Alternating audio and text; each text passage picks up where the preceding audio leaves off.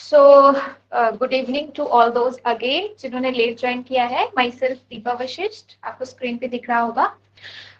आपके एग्जाम में जो केमिस्ट्री का पोर्शन आता है, हमने उसको 3 पार्ट्स में डिवाइड किया हुआ है। नॉर्मली जैसा आपको पता भी होगा, ऑर्गेनिक केमिस्ट्री, इनऑर्गेनिक केमिस्ट्री और फिजिकल केमिस्ट्री। ठीक है, तो जो बैच पहले से चल रहा था उसमें फिजिकल केमिस्ट्री वाला पोर्शन ऑलमोस्ट कंप्लीट हो चुका है। जिन स्टूडेंट्स ने आज से ज्वाइन किया है उनकी भी मेरे साथ फर्स्ट क्लास है, इवन अकेडमी के साथ फर्स्ट क्लास है, और जो पुराना बैच चल रहा है उनके भी मेरे साथ फर्स्ट क्लास है। ठीक है, और जैसे कि आपको दिख रहा है, मैं आपको ऑर्गेनिक केमिस्ट्री वाला पार्ट जो है वो पढ़ाऊंगी। और अगर आप लोगों ने अपना प्रीवियस ईयर एग्जाम या पेपर्स का एनालिसिस किया होगा तो आपको आइडिया होगा कि जो ऑर्गेनिक केमिस्ट्री वाला पोर्शन है वो कितना सा रहता है। ठीक है, तो इसके बारे में बात करते हैं। बट मैं भी हिमाचल से बिलोंग करती हूँ और मैं पालमपुर से हूँ। यहाँ पे है पालमपुर से कोई और? Yes ma'am. ओके, कहाँ से पालमपुर में? मैम 16 से। सुलह से, ओके। ठीक यस है, मैम, मैं भी पालमपुर से ही हूँ। आप कौन सी साइड से हो? भवारना। अच्छा ठीक है, तो मैं भी उसी साइड से हूँ, गढ़ वाली साइड, रोहगढ़ वाली साइड से हूँ। अच्छा अच्छा, ओके मैम। ठीक है, मैं बंसल एकेडमी में पिछले 4.5 साल से यहीं पे टीच कर रही हूँ। ऑर्गेनिक केमिस्ट्री पढ़ाती हूँ मैं, सीएसईआर नीट एग्जाम के लिए, master cadre, lecture cadre, college cadre, PGT, TGT, इन सब के लिए। ठीक है, ओके। सो पहले मैं थोड़ा सा आपको आइडिया दूंगी कि आपके एग्जाम में मेरे हिस्से कौन कौन से टॉपिक आए हैं। ठीक है, जो मुझे आपके साथ पढ़ाने हैं, और जितना मैंने एनालिसिस किया है उसके बेसिस पे बहुत ज्यादा लंबी जर्नी नहीं रहेगी मेरे साथ, बट इस चीज की गारंटी दे सकती हूँ कि जितनी भी रहेगी बहुत अच्छी रहेगी। ठीक है, तो on the basis of previous year paper analysis क्या पता चला है कि ऑर्गेनिक केमिस्ट्री के कौन कौन से टॉपिक हैं जो आपको कवर करने हैं, कितने मार्क्स का क्वेश्चन जो है इस टॉपिक से आएगा, और टोटल क्या रहता है। तो एक थोड़ा सा एग्जाम का भी मैं ओवरव्यू बता देती हूँ। वैसे तो आपको पता होगा 170 क्वेश्चंस जो होते हैं टोटल आपके एग्जाम में आते हैं। हर क्वेश्चन जो है वो कैरी करता है मैम हाफ ये मार्क। 200 हो गए मैम ये अब। अच्छा, चेंज हो गया 200 है। पैटर्न मैम, चेंज यस हो गया pattern. Okay okay okay okay okay, actually मेरे पास जो है वो प्रीवियस ईयर वाले जो पेपर थे उसमें 170 था, इस बार ही चेंज किया इन्होंने। Yes ma'am ma'am. अभी चेंज हुआ है ना, अभी पेपर ही होएगा, चेंज होके ही पेपर होगा। ओके, मींस उन्होंने ये नोटिफिकेशन में कंफर्म कर दिया है। यस मैम, 15 मार्क्स इवैल्यूएशन के ना उन्होंने खत्म कर दिए ना, अब वो 15 मार्क्स कमीशन ही देंगे। ओके ओके ओके, ठीक है, बट स्टिल वही रखा है कि हाफ मार्क्स का ही आपका पर question half mark, yes ma'am. Half mark carry करेगा, राइट। तो उस हिसाब से अभी तो हम देखो यही कर सकते हैं कि प्रीवियस ईयर पेपर जो है उनको एनालाइज कर सकते हैं ना, कि उसमें कितना आया हुआ है। तो जो पार्ट मेरे पास है ऑर्गेनिक केमिस्ट्री का, उसमें आपके मिनिमम 8 क्वेश्चन अभी तक, और मैक्सिमम जो है वो मैंने 11 क्वेश्चन देखे। ठीक है, तो मतलब मैं ऑन एवरेज ये लेके चल रही हूँ। किसी का ना माइक ऑन है, प्लीज मेक श्योर, अगर कुछ नहीं कहना होगा तो माइक ऑफ रखना, अदरवाइज बैकग्राउंड में ना नॉइस आता है, और ये क्लास रिकॉर्ड भी हो रही है, तो अगर आप कभी रिकॉर्डिंग में ये क्लास देखोगे तो फिर आपको ही दिक्कत आएगी। ठीक है, चलिए, तो ऑन एवरेज मैं क्या लेके चल रही हूँ कि 8 से 12 क्वेश्चन जो है वो मेरे पोर्शन के रहेंगे।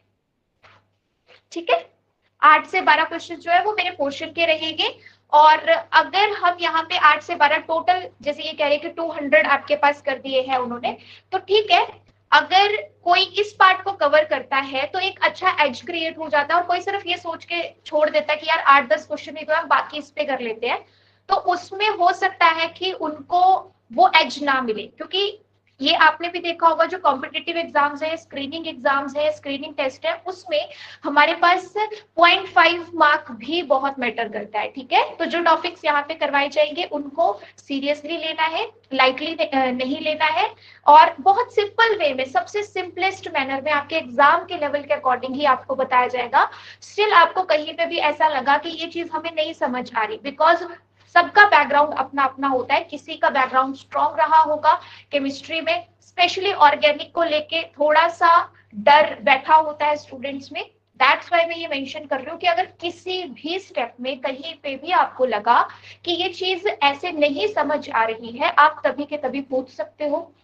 क्लास में अगर आपने पूछना है क्लास में पूछ लो, अगर आपको लगता है कि अभी नहीं पूछना, एक बार खुद से ट्राई करके उसके बाद पूछना है तो आप लोग, अब मेरा नंबर भी आपको पता लग चुका है, अगर आप चाहे तो मेरे को पर्सनली भी टेक्स्ट कर सकते हैं, अगर आप चाहे तो ग्रुप में भी डिस्कस कर सकते हैं, बट डाउट्स सारे आप लोगों ने अपनी क्लियर कर ली, ठीक है।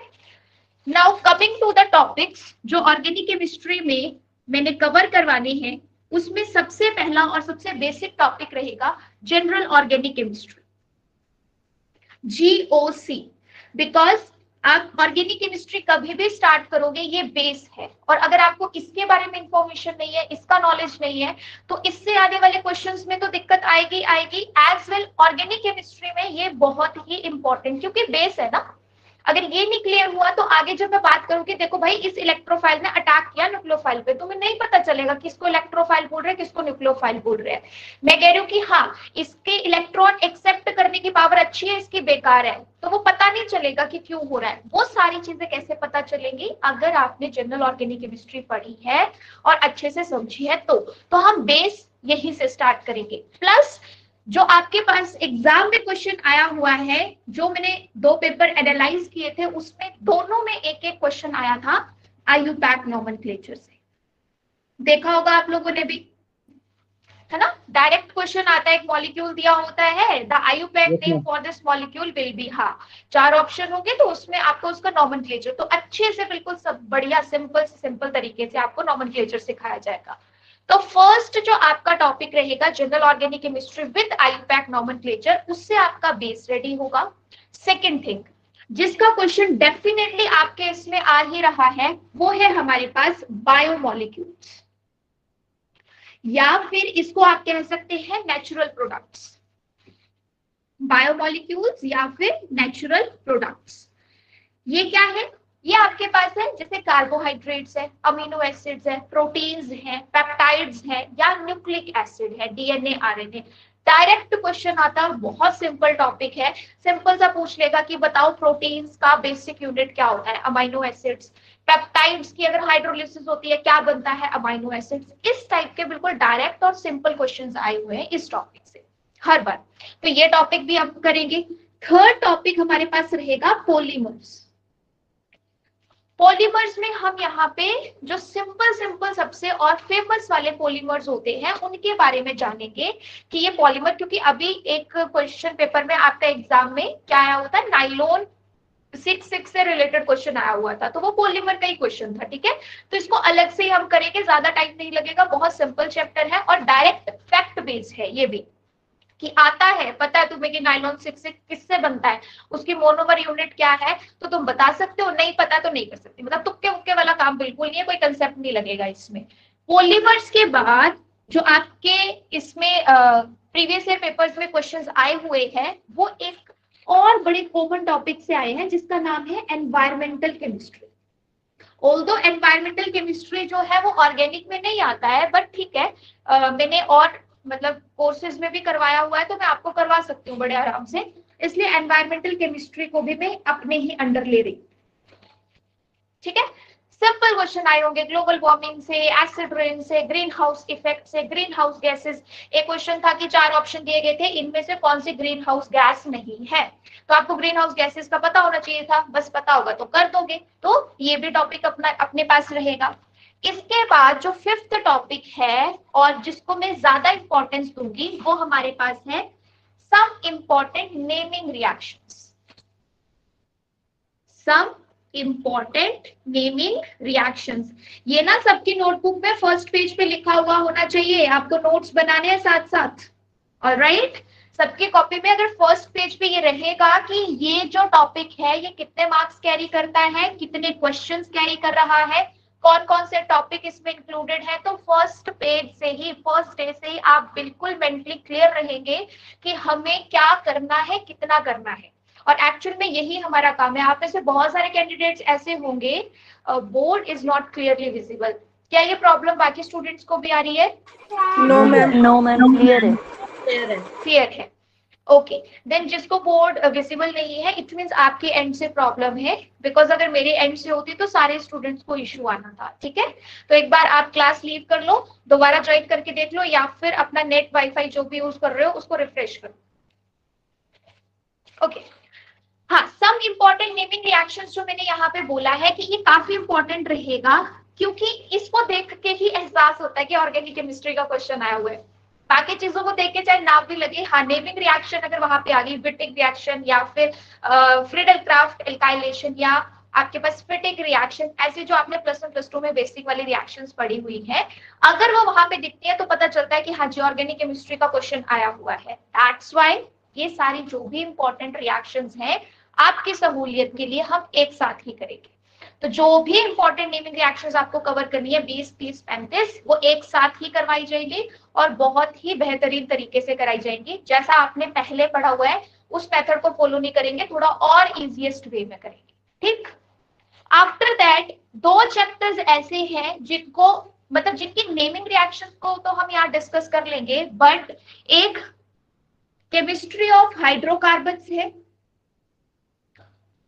और एक हमारे पास है यहाँ पे नाइट्रोजन कंटेनिंग कंपाउंड्स की chemistry, chemistry of hydrocarbons and nitrogen containing compounds की केमिस्ट्री।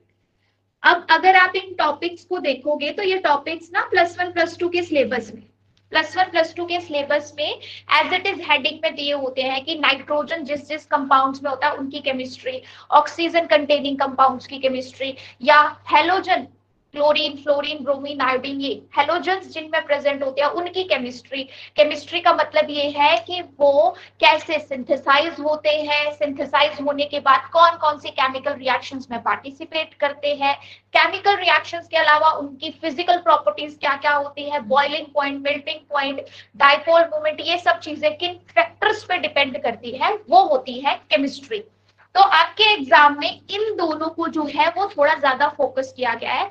हाइड्रोकार्बन्स में आपके कौन आएंगे, जैसे एल्केन्स हो गए, एल्कीन्स होगी, एल्काइन्स हो गए, उनकी केमिस्ट्री के बारे में आया हुआ है। नाइट्रोजन कंटेनिंग कंपाउंड्स में भी जो बेसिक सी चीज मुझे दिखी है वो क्या कि इसमें ना टेस्ट के बारे में भी पूछा गया है। अब ये टेस्ट किस टाइप का टेस्ट है, ये डिस्टिंक्शन वाला टेस्ट है। आप लैब में करते थे ना इस टाइप के एक्सपेरिमेंट्स के, आपको कोई अननोन कंपाउंड दिया जाता था, पूछा जाता था कि बताओ इसमें कार्बोहाइड्रेट प्रेजेंट है या नहीं, इसमें अमीन्स प्रेजेंट है या नहीं, किए होंगे ऐसे सबने। Yes ma'am. हाँ उन्हीं टेस्ट, यस उन्हीं टेस्ट की मैं बात कर रही हूँ, वो पेपर में पूछा जाता है कि पर्टिकुलरली आपको टेस्ट बताया जाएगा। जैसे आपके पास वो कह सकता है कि सिल्वर मिरर टेस्ट, ये तो सबको याद रहता है कि जो हमारे पास फ्लास्क होती है, टेस्ट ट्यूब होती है, उसकी वॉल पे सिल्वर की एक लेयर बनती है। अगर हमारे पास वो कार्बोहाइड्रेट जो हम चेक करने जा रहे हैं प्रेजेंट है, तो अगर वो रिड्यूसिंग शुगर है तो इसी तरीके से जो टेस्ट वाला पोर्शन रहेगा वो इंपॉर्टेंस रखेगा, क्योंकि उससे डायरेक्ट क्वेश्चन पूछा जा सकता है कि ये टेस्ट किस किस के डिस्टिंक्शन के लिए यूज किया जाता है। अमीन्स में एलिफेटिक और एरोमेटिक अमीन को अगर हमने डिस्टिंक्ट करना है तो कर सकते हैं या नहीं, कार्बोहाइड्रेट की प्रेजेंस चेक करनी है तो कर सकते हैं या नहीं। तो ये टेस्ट वाला पोर्शन तो सब जगह ही इंपॉर्टेंस रखेगा।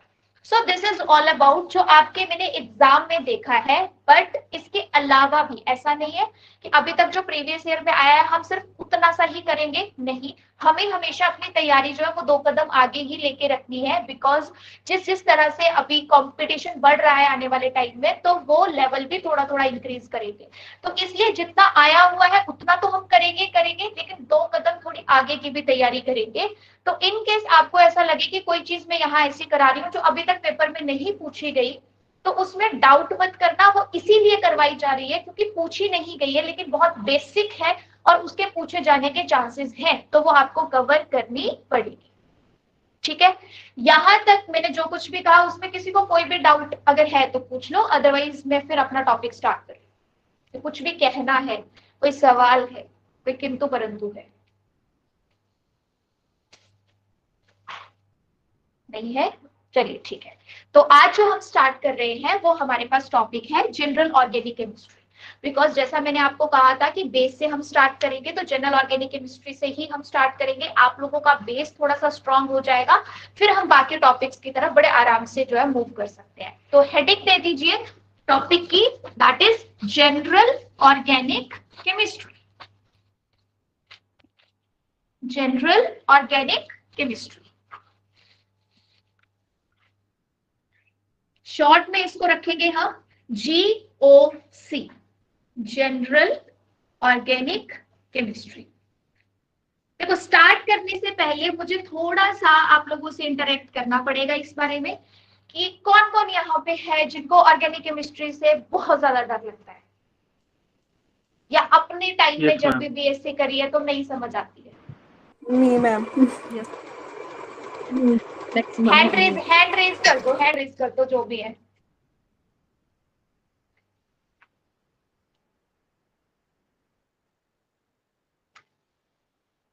ओ 23 लोगों ने रेज किया है, ठीक है। अच्छा नंबर बढ़ता ही जा रहा है। ओके ठीक है, ओके। तो ये मैं जब अपने मतलब कॉलेज टाइम में थी ना, तब भी ये चीज थी कि मुझे भी ऑर्गेनिक केमिस्ट्री नहीं आती थी। मैंने अपनी बीएससी के बाद ही जो है सीखी, या ज्यादा मेरा इंटरेस्ट बना उसके बाद ही बना है। I love organic. ओके रजत, फिर ये ठीक है, मतलब मैं समझ गई कि मेरे क्लास में आप ये लेके चलो कि 50% ऐसे हैं जिनको डर लगता है, और 50% में ऐसा मान के चलो कि ऐसे है कि जिनको अच्छी भी लगती है। ठीक है, कोई बात नहीं। इस थॉट को ना अभी अपने माइंड से बस यहीं पे खत्म कर देना है कि ऑर्गेनिक हमें नहीं आती है। ये थॉट आज के बाद आपके दिमाग में आगे आप लोगों के साथ नहीं जाना चाहिए।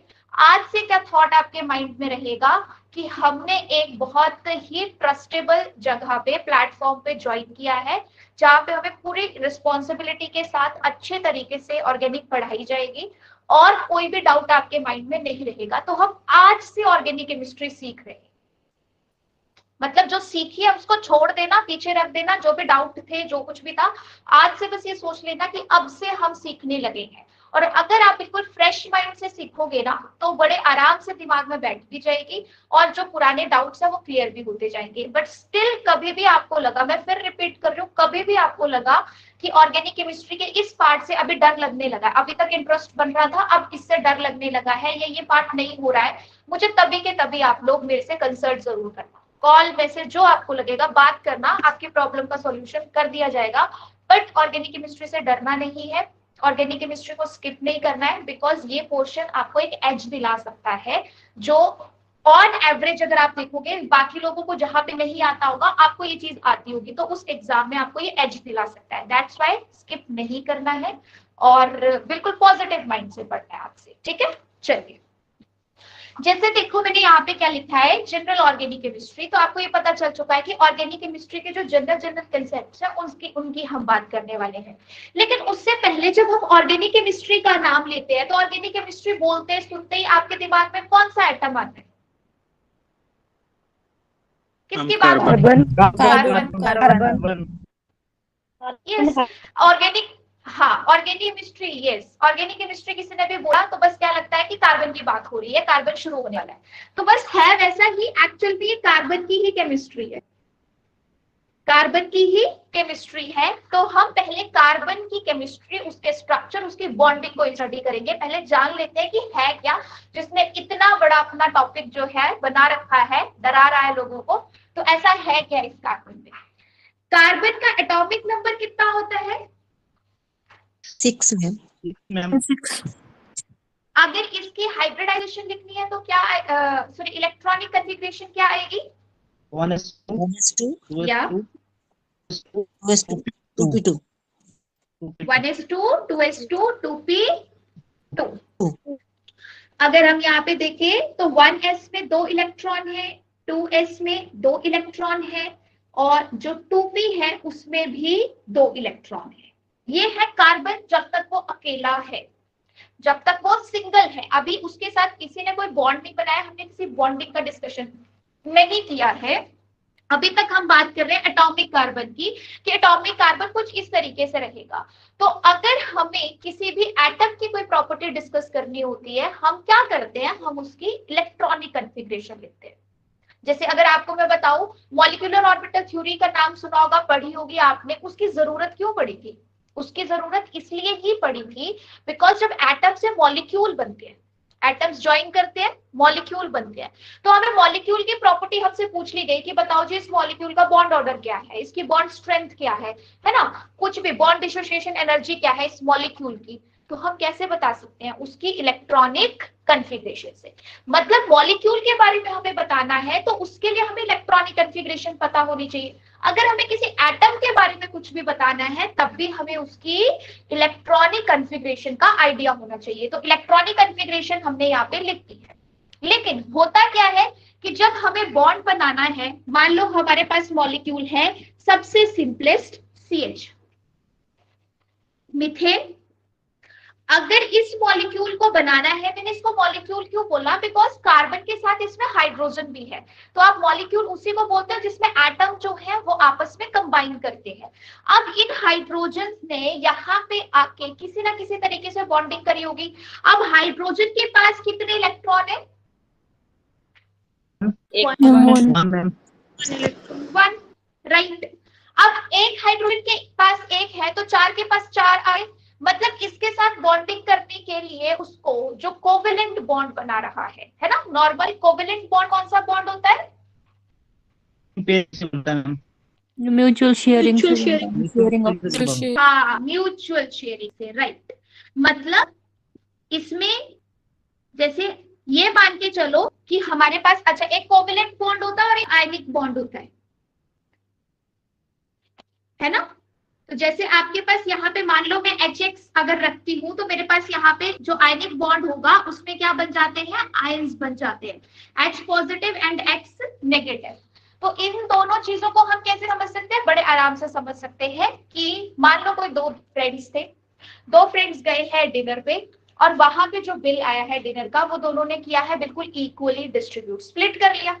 तो वो हमारे पास क्या हुई? उनके बीच में कोवेलेंट बॉन्डिंग, म्यूचुअल शेयरिंग हुई ना कि 50 एक का 50 दूसरे का। तो अगर आपके पास मान लो जैसे हाइड्रोजन मॉलिक्यूल होता है तो हाइड्रोजन में HH के बीच जो ये सिंगल बॉन्ड है, HH के बीच जो ये सिंगल बॉन्ड है ये कोवेलेंट बॉन्ड है। कोवेलेंट क्यों है? क्योंकि एक इलेक्ट्रॉन एक हाइड्रोजन का था, दूसरा इलेक्ट्रॉन दूसरे हाइड्रोजन का था। ठीक है, तो यहाँ पे दोनों ने बिल्कुल इक्वल शेयरिंग की, एक ने दिया एक दूसरे ने दिया, शेयरिंग हुई, बॉन्ड बन गया। इसको हमने बोला है कोवेलेंट बॉन्ड। बट जो मैंने यहाँ पे HX का बॉन्ड रखा है, X यहाँ पे क्या है? X हम जनरली किसको बोलते हैं? हेलोजन।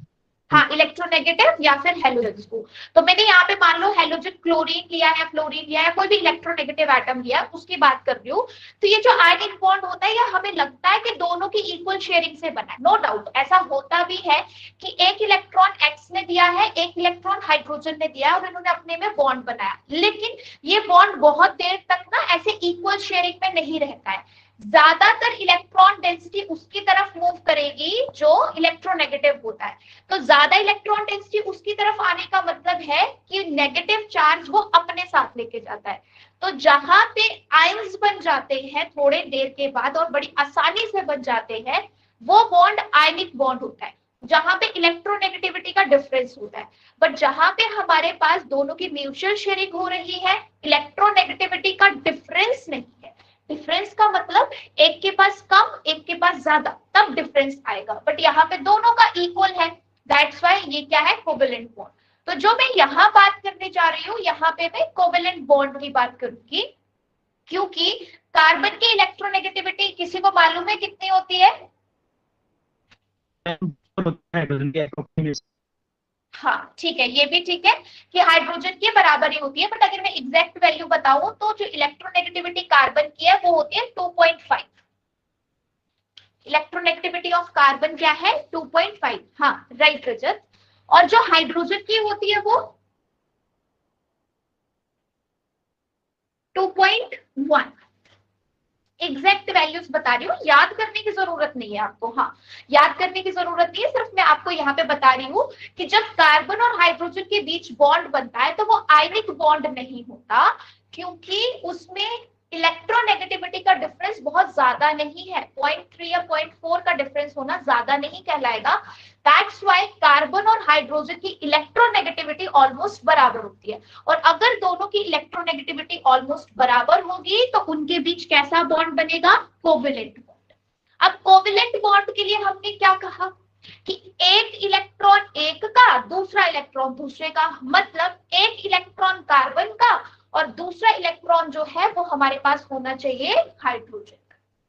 ठीक, अब जैसा कार्बन है, अगर मैं ऐसे चाहूं तो क्या 4 हाइड्रोजन इसके साथ जुड़ सकते हैं? मैम। जुड़ सकते हैं, यस मैम। बिल्कुल ऐसे ही। Not Yes, ma'am. ma'am. No ma'am. नहीं मैम, No ma'am. एक्साइटेड करने के जाना पड़ेगा आपको। एग्जैक्टली आप देखो ना, यहाँ पे आपने रूल्स पढ़े। अभी मैं बात क्या कर रही हूँ, एक बॉन्ड बनाना है, उसके लिए एक इलेक्ट्रॉन कार्बन को देना है, एक इलेक्ट्रॉन हाइड्रोजन को देना है। हाइड्रोजन के पास एक इलेक्ट्रॉन है अपना सिंगल के पास, लेकिन जो कार्बन है उसने सिंगल सिर्फ 2 ही जगह पे इलेक्ट्रॉन रखे हुए हैं। तो अगर आप इस फॉर्म के साथ कोशिश करोगे तो सिर्फ 2 हाइड्रोजन ही जुड़ सकते हैं। लेकिन आपने पढ़ा होगा कार्बन की वैलेंसी होती है 4 Tetravalence. 4 मैम। 4 4। कितने बॉन्ड बना है कार्बन? 4 bond ma'am. 4। हाँ No. वही, यस वही बात कर रही हूँ मैं यहाँ पे। तो कार्बन जब ग्राउंड स्टेट में होगा वो सिर्फ 2 बॉन्ड्स यहाँ पे कोवेलेंट वाले बनवा सकता है, 4 नहीं बनवा सकता। इट मींस हमें यहाँ पे इसको लेना पड़ेगा एक्साइटेड स्टेट। माइक ऑन है किसी का? प्लीज ऑफ कर लीजिए।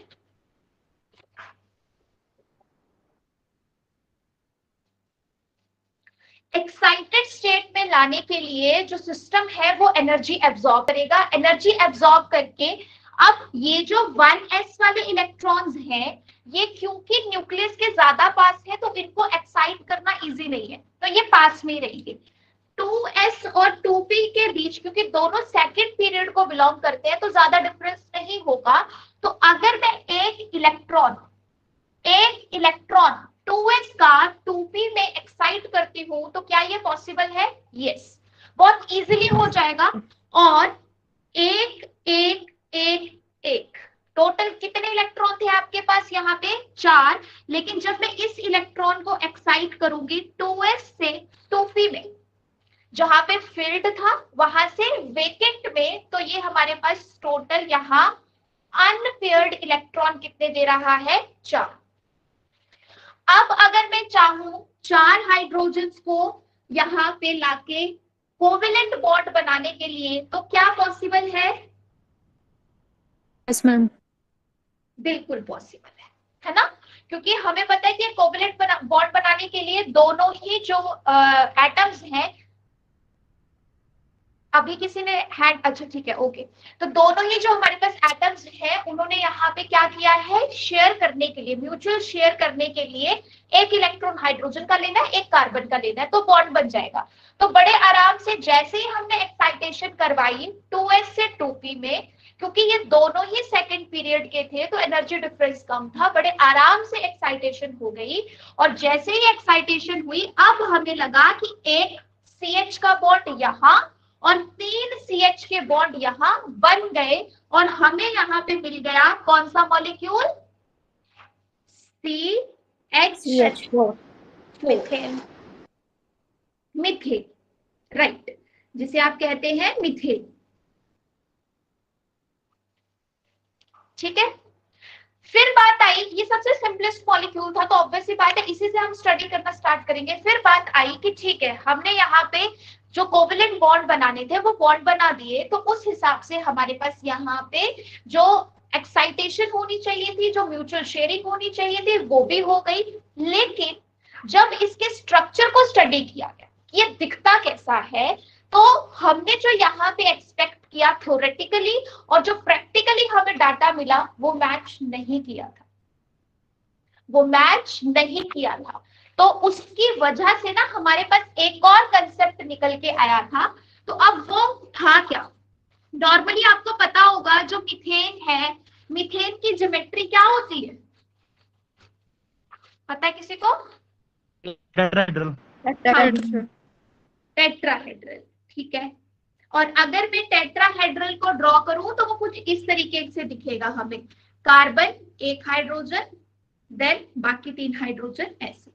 मतलब टेट्राहेड्रल ज्योमेट्री होने की वजह से जो मीथेन मॉलिक्यूल है वो ऐसे हमें दिखता है। और टेट्राहेड्रल ज्योमेट्री को जो है सिमेट्रिकल ज्योमेट्री भी कहा जाता है। अब ये सिमेट्रिकल वर्ड क्या है? सिमेट्रिकल ज्योमेट्री का मतलब है कि आप मीथेन मॉलिक्यूल, सपोज आपके पास मॉडल हाथ में दे दिया और आपको बोला कि किसी भी एंगल से चेक कर लो, क्या आपको मॉलिक्यूल वैसा ही दिख रहा है जैसा आपको, मतलब सामने से उल्टा टेढ़ा सीधा कैसे भी करके देखो, क्या मॉलिक्यूल बराबर ही दिख रहा है? तो टेट्राहेड्रल मीथेन के केस में आंसर आया था यस। जब उन्होंने मीथेन मॉलिक्यूल को ऑब्जर्व किया तो जिस भी एंगल से देख रहे थे वो बिल्कुल सेम दिख रहा था।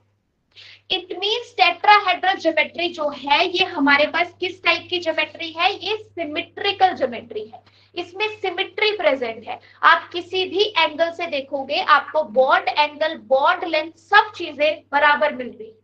ये मैं आपको क्या बता रही हूँ? ये मैं आपको बता रही हूँ experimental data.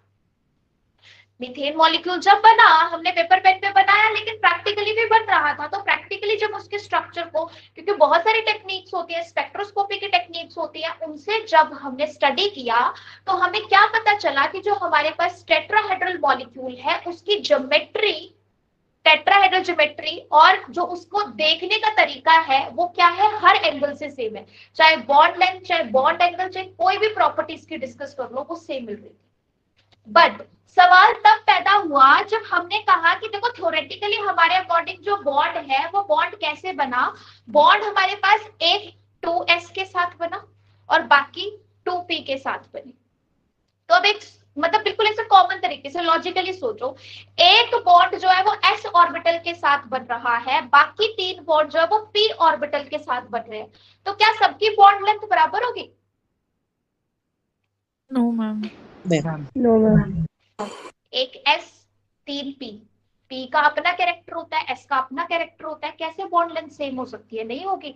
s atomic orbital अपना कैरेक्टर रखता है, उसके साथ जो बॉन्ड बन रहा होगा वो कंपैरेटिवली बॉन्ड हो सकता है छोटा हो, बॉन्ड लेंथ उसकी कम हो, p के साथ जो है वो बॉन्ड लेंथ ज्यादा हो सकती है। तो जो हम पढ़ते आ रहे थे कंसेप्ट, जिसके अकॉर्डिंग हमने मान लिया था कि CH4 मॉलिक्यूल ऐसे ही बना, उसमें एक बॉन्ड s का था, 3 बॉन्ड p के थे, लेकिन प्रैक्टिकली वैसा नहीं हुआ था। प्रैक्टिकली हमें रिजल्ट ये मिले कि ये टेट्राहेड्रल ज्योमेट्री रखता है और इसको आप किसी भी एंगल से देख लो, इसमें बॉन्ड लेंथ, बॉन्ड एंगल कुछ भी आप देखना चाहो वो आपको बिल्कुल सेम मिलेगा, इसलिए इसको सिमेट्रिकल ज्योमेट्री बोला है। और अगर ये कह रहा है कि जितने भी बॉन्ड हैं उन सबकी बॉन्ड लेंथ सेम है, जितने भी बॉन्ड है सबकी बॉन्ड लेंथ सेम है, तो वो ऐसे तो नहीं हुआ, वो ऐसे नहीं हुआ होगा, क्योंकि अगर ऐसे हुआ होता तो एक बॉन्ड जो होता बाकी 3 से डिफरेंस रखता, उसकी बॉन्ड लेंथ में फर्क होता, उसकी बॉन्ड स्ट्रेंथ में फर्क होता, क्योंकि एक s के साथ बन रहा है, बाकी 3 p के साथ बन रहे हैं। लेकिन एक्सपेरिमेंटल डाटा कह रहा था कि सारे बराबर है। इसके बीच में एक नया कंसेप्ट निकल के आया था जो आपको जानना बहुत जरूरी है, और उसका नाम है हाइब्रिडाइजेशन। राइट, उसका नाम है हाइब्रिडाइजेशन। तो यहाँ पे ये जो कन्फ्लिक्ट पैदा हुआ कि जैसा हमें लग रहा था वैसा क्यों नहीं है, तो उसके पीछे एक हाइपोथेटिकल कंसेप्ट निकल के आया जिसको हमने नाम दिया है hybridisation. Now what is hybridisation?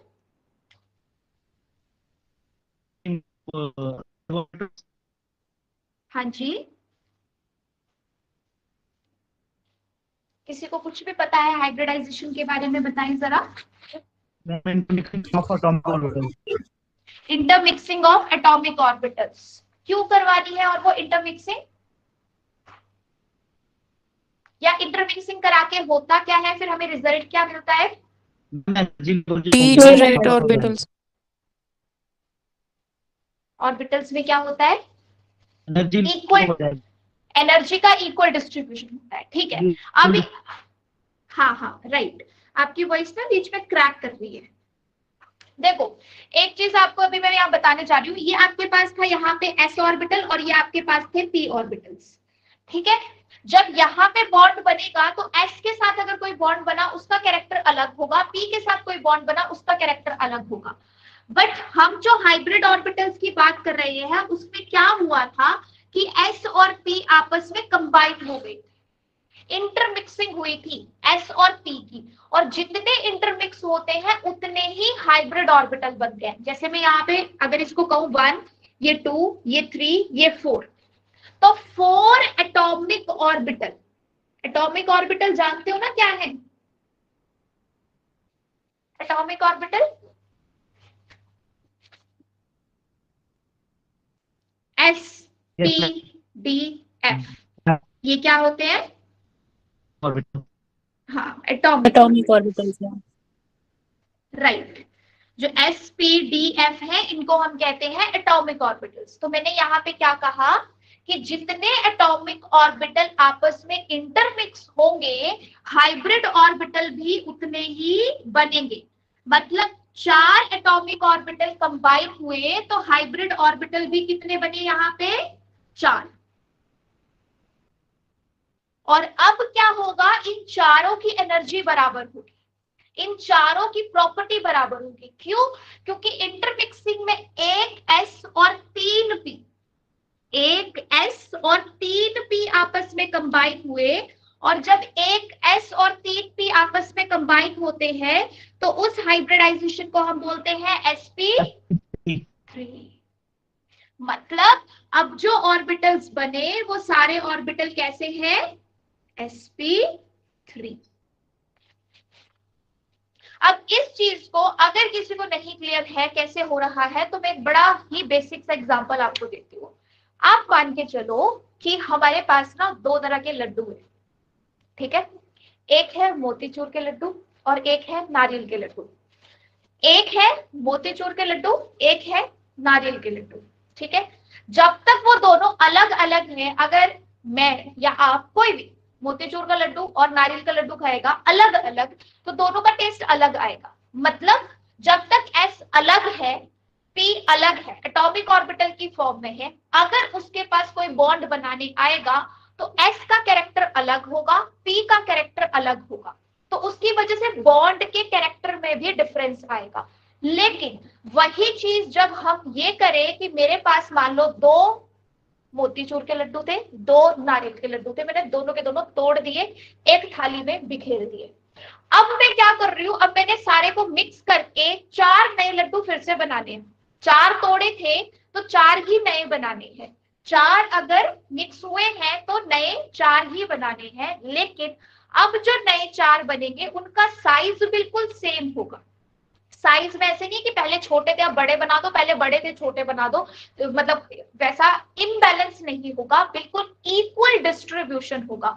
जो साइज लड्डू का पहले था मिक्स करने के बाद भी वही रहेगा। और मैंने अब 4 लड्डू तैयार कर दिए। अब आप किसी भी लड्डू को खाओगे तो उसमें किस किस का टेस्ट आएगा? दोनों का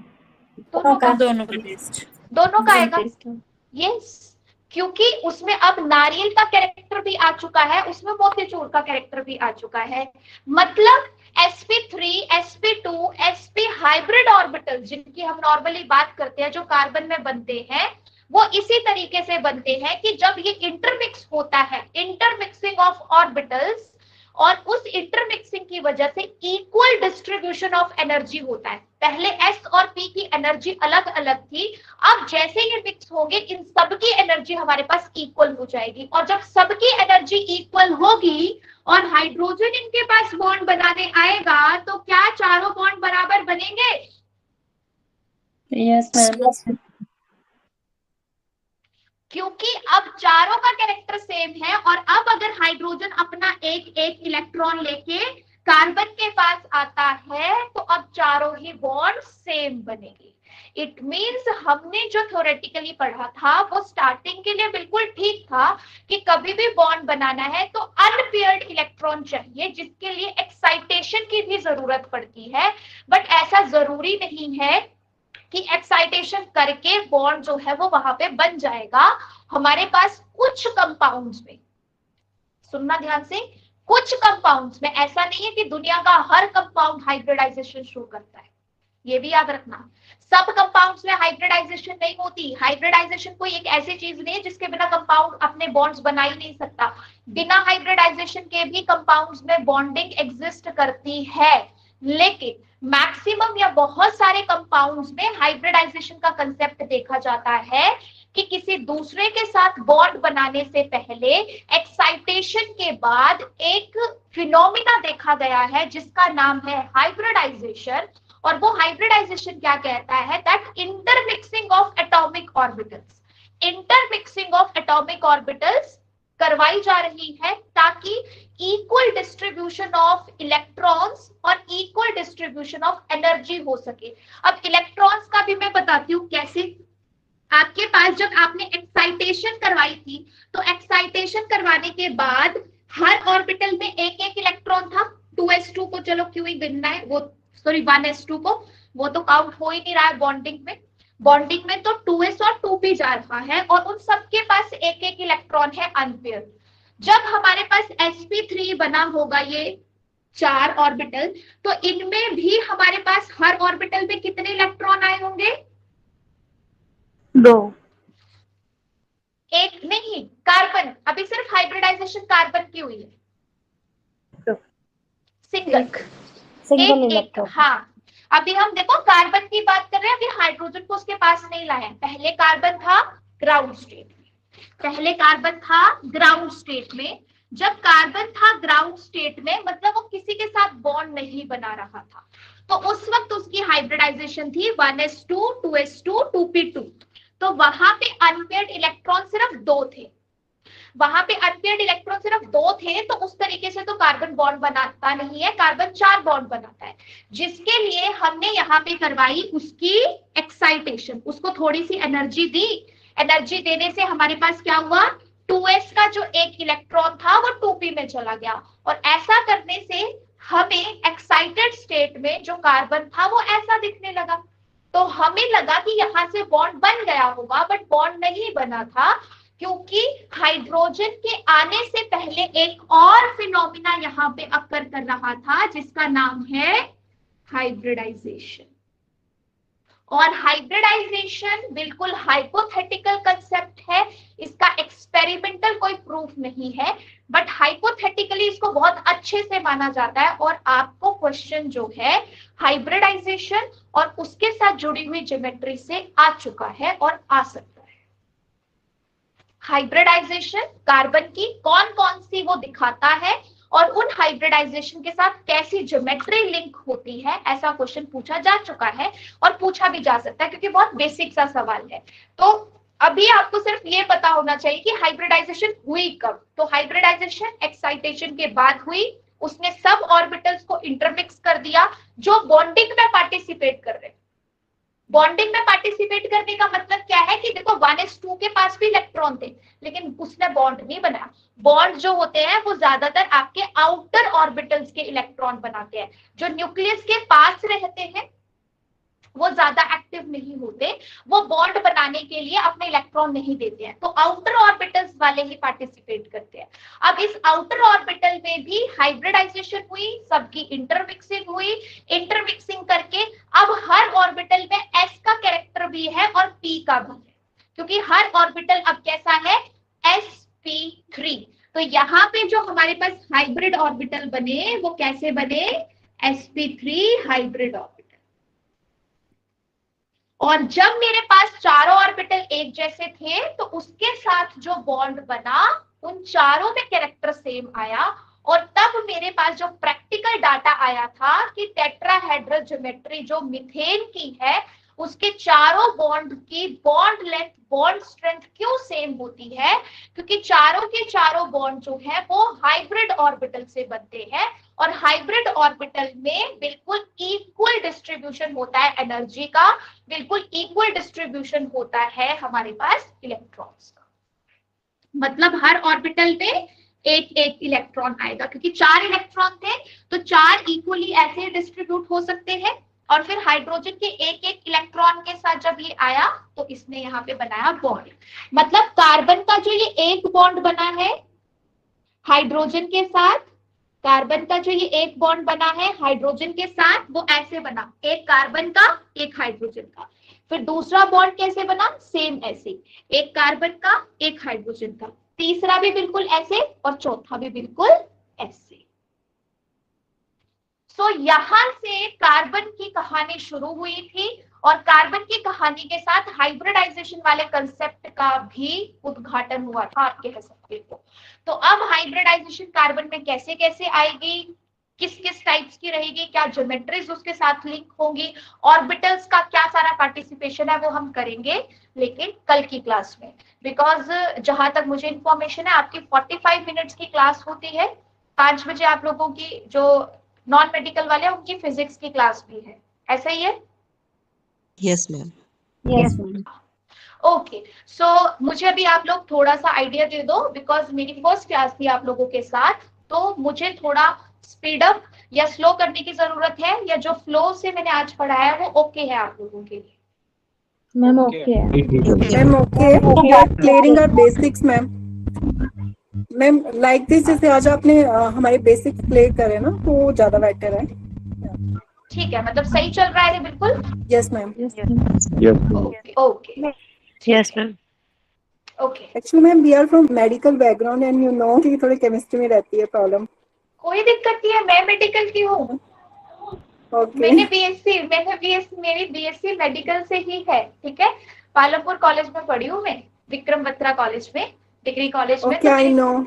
हाँ, तो मेरी भी मेडिकल की ही बीएससी है, मेडिकल में ही करी है, तो ऐसा कुछ भी नहीं है, थॉट निकाल दो वो बस। तभी तक होता है मेडिकल एंड नॉन मेडिकल, ऐसा कुछ नहीं। जब आपने एक बार केमिस्ट्री चूज कर ली ना, फिर केमिस्ट्री के ही हो आप, फिर मेडिकल नॉन मेडिकल कुछ भी नहीं है। और बड़े आराम से ऑर्गेनिक वाला पोर्शन तो बड़े आराम से हो जाएगा। इसमें ऐसा भी नहीं कि कोई मैथमेटिकल कंसेप्ट लगाना है आपको या कोई फॉर्मूला करना है, तो इसमें किसी को भी दिक्कत नहीं आएगी, ठीक है। ओके, थैंक यू मैम हाँ जी, मैम थोड़ा ना, जैसे आपने बेसिक लिखा है ना कोवलेंट बॉन्ड हाइब्रिड, वो थोड़ा रिटर्न में भी ना या तो आप भेज देना। हाँ जी, जैसे छोटे छोटे, जैसे आप एक लैंग्वेज सिंपल लैंग्वेज बोलते हो ना हाँ कि ऐसे होता है हाँ सिलेक्ट, हाँ तो हाँ। वो लिखवा दिया करो थोड़ा सा ना। अच्छा, एक्चुअली देखो मेरे को ये भी है कि अगर मैं 45 मिनट्स में ज्यादा लिखवाने लगी ना, तो मतलब मुझे नहीं लगता कि एक दो कंसेप्ट से ज्यादा होगा, तो मैं ऐसा करती हूँ। हाँ, मैं ऐसा आप नोट्स करती हूँ डाल कि दीजिए। हाँ, नोट्स का मैं ट्राई करती हूँ, या मैं अकेडमी से बात करती हूँ कि वो नोट्स आपको प्रोवाइड करवाते हैं उसके ना साथ साथ, यस मैम। ठीक है। और किसी को कुछ भी कहना सुनना है तो बता दो बस। Okay, welcome. चलिए ठीक है, आप नेक्स्ट क्लास अभी लगाइए, बाकी मिलते हैं कल 4 बजे। Okay okay ma'am, thank you. Okay, welcome, bye bye, take care.